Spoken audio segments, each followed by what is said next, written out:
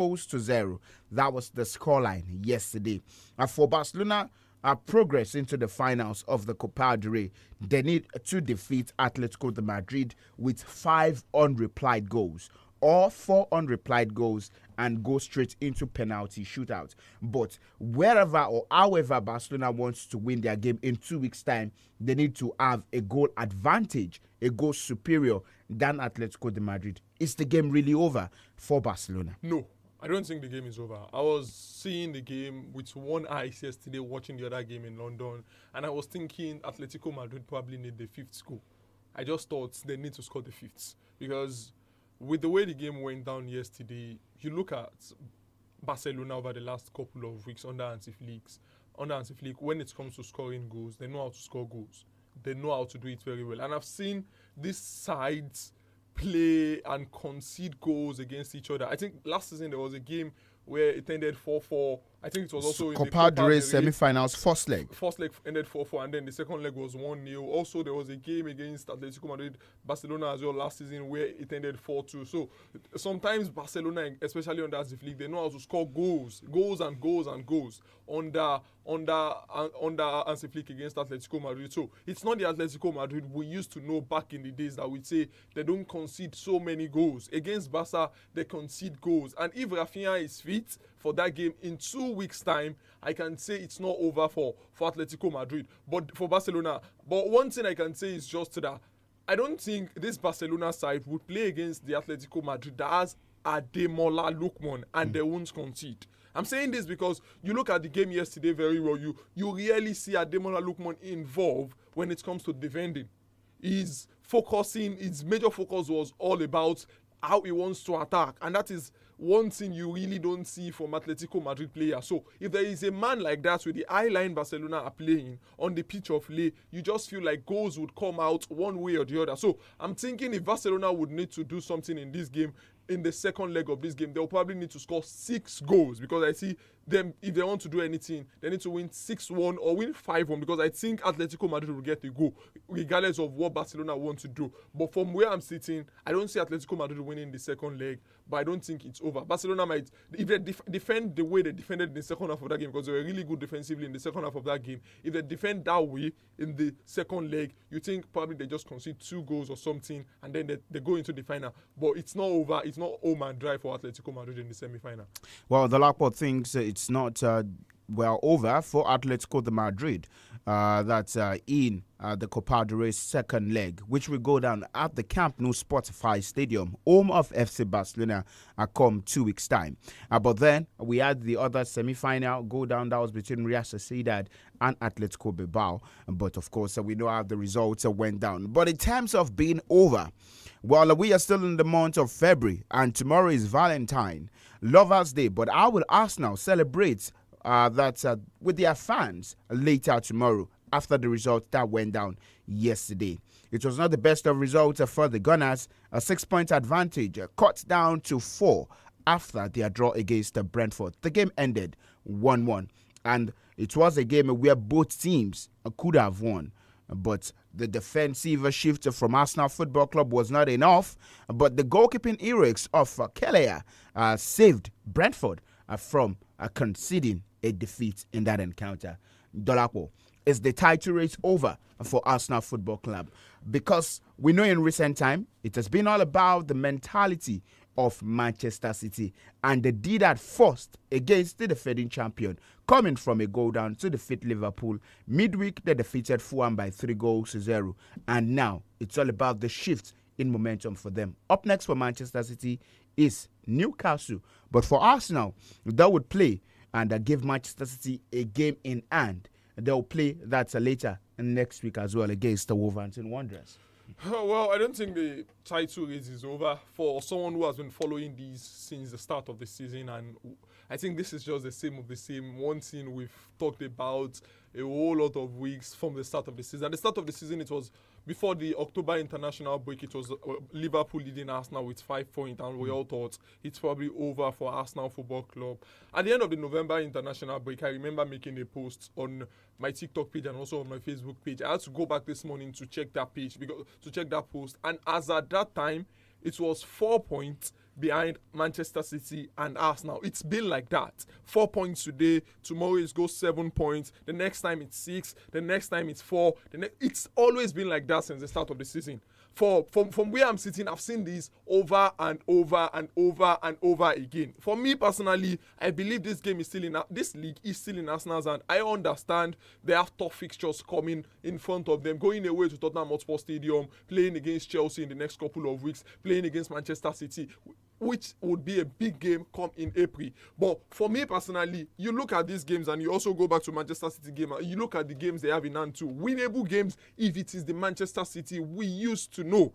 I understand winning the game they played against Liverpool might have probably given them that momentum, and it can just keep getting them going. And if Erling Haaland, who got his first goal from open play in 8 or 9 games, get back to form, you look at it and you say Manchester City have games that are winnable in front of them, playing against Newcastle United at home, then they go away to Leeds United at Elland Road, which is not always easy for anybody. After that, they play against Nottingham Forest. We don't know who the coach will be then. Against West Ham United is not a game I think they would lose. But you look at all of these games from both sides. I have a feeling that before that game, come April 18, when Manchester City play against Arsenal in the league, I feel like Arsenal will still be on top of the table. Well, it's a good thing you know the date, April 18. I have but then, that in my head for Arsenal against Manchester City would still play before then in the finals of the EFL Cup. And that would also be a determining factor to how the season would actually shape. I don't know. I don't think that would be a determinant. I'm saying this because I don't think so. I remember some 2 or 3 seasons ago. I know many people would remember the season where Trent Alexander-Arnold went on Twitter to post 1/4. I don't know if you remember that season very well. Okay. Winning the Carabao Cup does not mean you are setting the pace. Because that particular season, Liverpool were on top of the table, leading Manchester City and Arsenal with 4 or 5 points. I'm not very sure Arsenal is in a mix then, but I'm very sure it's either Liverpool, Man City and Arsenal, or Liverpool and Manchester City. And at that time, they were It was Liverpool, City, Arsenal. So Arsenal defeated Liverpool to cut down the point to 3. At that time, they were leading Arsenal and Manchester City with 5 or 6 points. And we're all talking about it's either Liverpool winning the quadruple or all of that at that season. They won the Carabao Cup. That didn't mean they didn't win the league that season. They finished 3rd. So sometimes winning the Carabao Cup does not mean you would win the league, or does not mean it changes the direction. That's why I said it could. In what way? In what way? Any of this side win the league, and then we still have this point advantage. For Arsenal, you win the Carabao Cup does not mean you have extra point on the table. Now this is it. If Manchester City wins the Carabao Cup, after that game they go against Chelsea, they lose that game, Arsenal probably win their game. That increase the points gap. They lose that game. DOLAPO. Well, maybe when it comes to mentality, it's my coming to it. But I don't think we know. See, you know what I'm saying? I don't. You know why I feel like this game is just a final on its own. I don't. If the only way it can get, of course, it's a final dicey, on its own. The only way it can get dicey or it can get very interesting is you look at the Champions League draw that was made some weeks ago, and it's still very possible Arsenal and Manchester City face themselves in the quarter-final of the UEFA Champions League. So if that is the case, then it becomes very interesting. But putting this Carabao Cup game can be one determinant or anything, I don't think so. Well, let's go pay this bill. When we come back, I will discuss about other sporting stories that make it rounds in the world of sports. To tennis. The program is still Scoreboard Reloaded, right on 32 FM 94.9.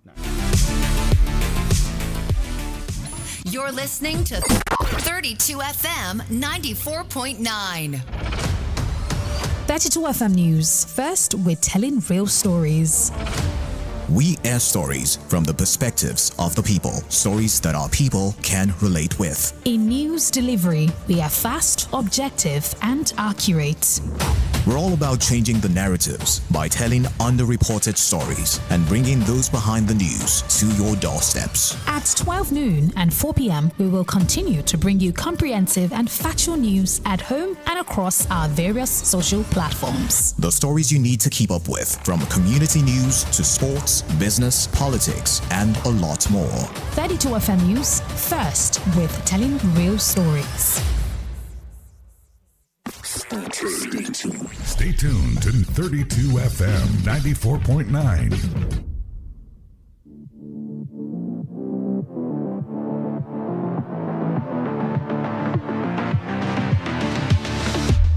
All right, right, so welcome back. The program is still Scoreboard Reloaded, right here on 32 FM 94.9.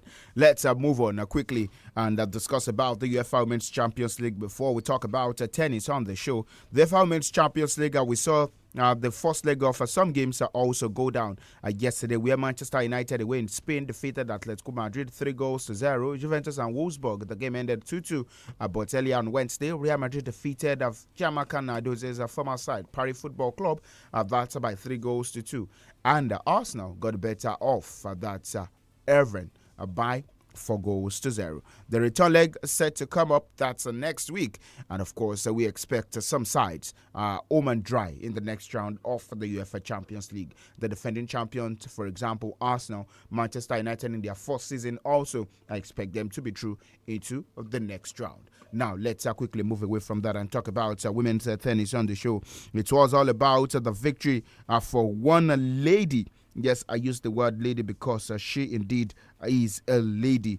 She got a victory over who? That's over the Australian Open champion, Enola Bakina, in the early hours of today. And you tell that was a good performance from Victoria Mboko, defeating that Enola Bakina that's in the semi-finals, or to reach the semi-finals rather, there in Doha.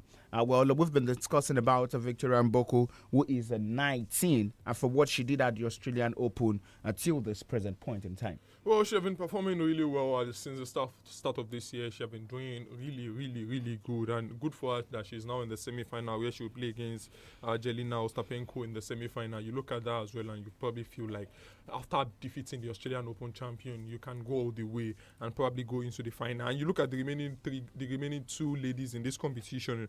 It is Karolina Muchova is also here. She plays in the semi-final against Maria Sakkari. Those two sides, with the form she is on at the moment, if she can get to the final, you look at the other semi-final, you probably expect Karolina Muchova to qualify from there as well. It's probably going to be Victoria Mboko against Karolina Muchova, so she might just be winning the WTA 1000 going on in Dubai at the moment. So it will be very interesting to see the way this turns out. But she has been performing really well this year, and if she can keep this up going into the next Grand Slam of this year, it could probably just get her up on the WTA ranking, and maybe she can get herself to probably the quarters or the semi-final of the next Grand Slam. Well, a good one for Victoria Mboko, but considered Sakkari was lost for words after 2-6, 6-4, 7-5 triumph over top seed. That's Iga Swiatek. Having reached the career high of world number 3 4 years ago, Maria Sakkari has since fallen to number 52 and is without a tournament win since March 2024. A good one, but Latvian Jelena Ostapenko defeated another unseeded player, Elisabetta Coriato of Italy, 7-5, 6-4 in a quarter-final encounter. Now, quickly, with a few minutes left, let's discuss about a football story, and started straight from Tottenham Football Club, where, of course, Igor Tudor, the former Juventus manager, is, definitely going to be their interim head coach until the end of the season. Tudor, he has been out of work since being sacked by Juventus in October 2025, following an 8-match winless run. Is this the right call for Tottenham? He won the first 3 games at Juventus, then went on an 8-game winless run. I think he lost to Lazio the last game before he was sacked. I don't know what the hierarchy, the Lewis family at Tottenham Hotspur are doing, or what they thought before they make this decision. Because you look at, he got Thiago since he has started his career. I think his first job as a manager was at Hellas Verona, where he played. He was just in charge for just 36 games. And then after that, he went to France at Olympique Marseille, where he was just in charge for 48 games. Then he went to Lazio. He was in charge for just 11 games. And after that, at Juventus for just 24 games. So he has been a journeyman all of his career, and he has never for once stayed at a team and played 50 games. The highest he has gone in his career is 48 games. So you look at his points per game in those games as well. It's not really that he had that impressive running as a coach or something good. It's creation for someone who don't know. And the way he plays, if you look at the way he plays when he was at Juve, as it was at Lazio, is the type of coach that likes to play the 3-4-3 or the 3-4-2-1 formation. That was what he really used when he was at Lazio. He used it at a point in time at Juventus as well. Not really a good coach, as far as I'm concerned. In the Champions League last season for Juventus, I think he was in charge for this season, earlier this season, was trying to be our first 3 games in the UEFA Champions League, if I'm not mistaken, and he didn't win any of those games. 2 draws and 1 loss. So it's not really that he's a good coach like that. I don't know why.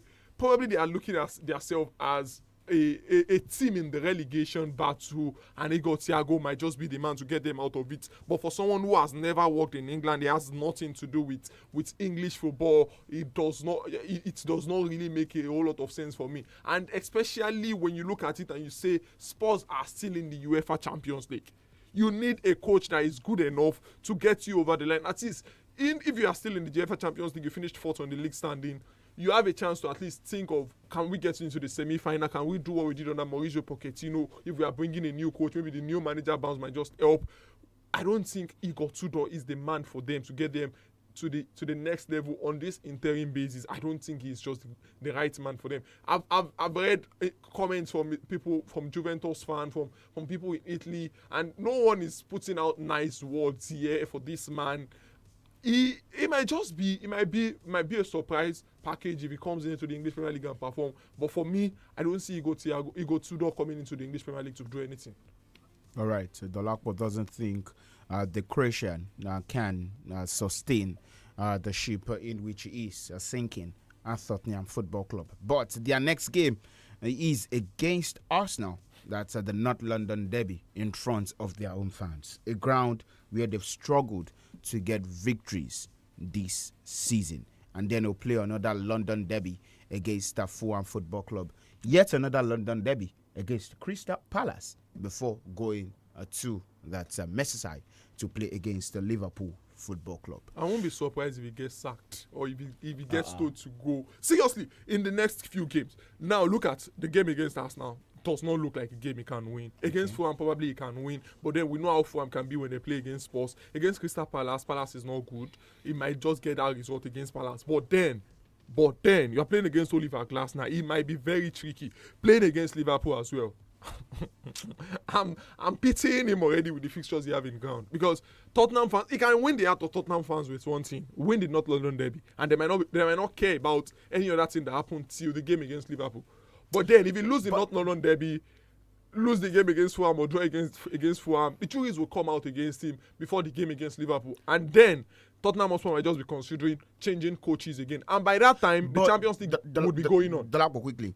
Former manager Ange Postecoglou labelled Thomas Frank sacking by Tottenham a fair departure, but sympathized with that, what's his name now? Thomas Frank, for having to work in an environment of uncertainty. You mentioned that 𝐒𝐲 might likely be sacked before the end of the season again. Does that also expose the uncertainty in the environment in which that we have at Tottenham Football Club? I think just like Ange Postecoglou said yesterday, they are not a big side. They are not a big team. I don't know how they got into the top 6 or big 6 standings or big 6 naming. I don't know where or how they got there. But for me personally, I've been thinking of this for years. The last time Tottenham Hotspur did anything meaningful was under Mauricio Pochettino when they got to the UEFA Champions League final, or when they were regular top 4 finishers in the league, and they had players that you look at and you say these players are top players. For the past 3 seasons, Spurs has sold their top striker or their top scorers for the last 3 years now. Harry Kane 3 seasons ago was their highest goal scorer. They cashed out on him. Last season, 2 seasons ago, their highest goal scorer was Son Heung-min. He left. Last season, their highest goal scorer was Bernard Johnson. He had left already. So it's just been the same of the same for this team. For a so-called big team to have just 2 wins in front of their own fans in the Premier League this season, it's not good enough. And now, Ange Postecoglou said something. He said in his first season when he finished 5th, he was telling the hierarchy of this club he needs to get in Premier League experienced player. He was talking about Maguire, Brandon Mbeumo, and players. I think he mentioned Antoine Semenyo as well. And at that time, many teams are not looking at these guys, because Antoine Semenyo left this year's January. Brandon Mbeumo left last year, in the summer of last year. Look, most of these guys, probably at that time, they could have gotten them. What will come tomorrow, that's on the picture to discuss about that by 3 p.m. But quickly, for Jude Bellingham, he's now a major doubter for the Lions of England. What a 2025-2026 season this English boy is having. not the best of performances for him, down to the injuries in which he has sustained as well. But the England manager Thomas Tuchel was asked about Bellingham's fitness yesterday at the Nations League draw, but he said, well, the club is a bit more defensive on the outlook regarding the weeks of his recovery. So let's cross our fingers and see what would be like it for Jude Bellingham. Quickly on the African scene, the Confederation of African Football, they have revealed plans to expand the African Cup of Nations to 28 countries. And according to the CAF president, Dr. Patrice Motsepe, the move is aimed at increasing competitiveness and giving more nations the opportunity to shine on the continental stage. 24 countries currently are eligible to participate in Africa's showpiece event, and the expanded tournament we also hold every 4 years. Quadrennial showpiece. That's what we want to have the African Cup of Nations to be like now. But outside that, the NPFL Rivers United, they have that's a new data for their fixture. Their game has been rescheduled, and the game was postponed due to their involvement in the CAF Champions League. Of course, it is over for Rivers United at the CAF Champions League. Games to go. But it is over. Their game set to go down later tonight across the different centers. In Spain, Elche against Osasuna. In Germany, Borussia Dortmund will be up against the Mainz. And in Italian Serie A, Pisa will be up against AC Milan. What a time to see AC Milan play a game so early before Inter Milan. Because you look at the standing there in the Italian Serie A, AC Milan, they are second.